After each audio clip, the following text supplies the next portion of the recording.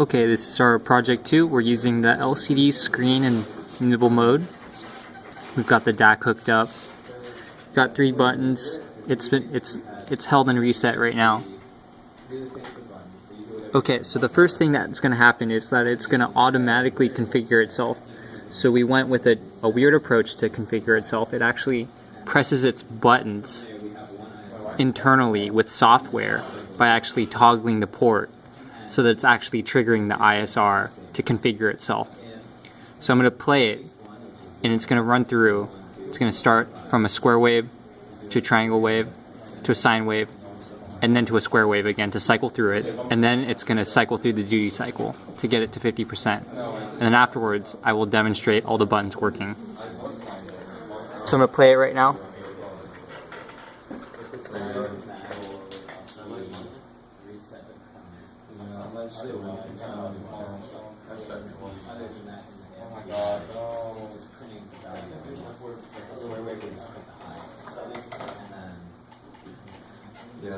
So there's a 50% duty cycle and a 100 hertz square wave, and it actually toggled the port to trigger its own ISR.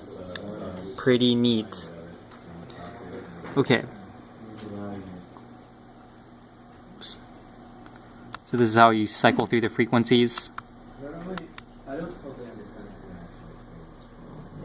So 500, 100, 200, 300. You can select the wave, triangle, and the more interesting sine wave.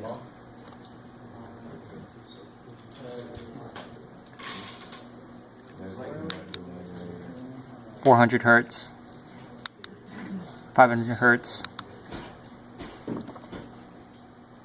100 hertz, 200.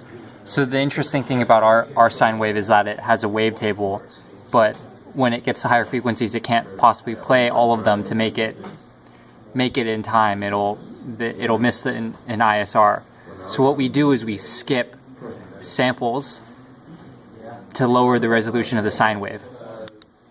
So with the 400,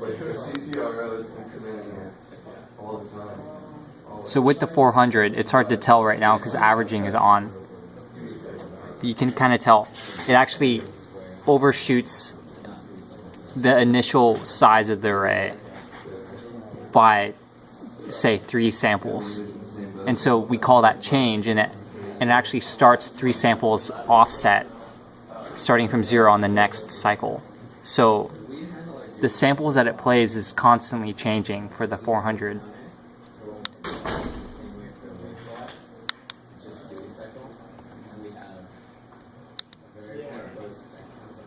Yeah, averaging is definitely on.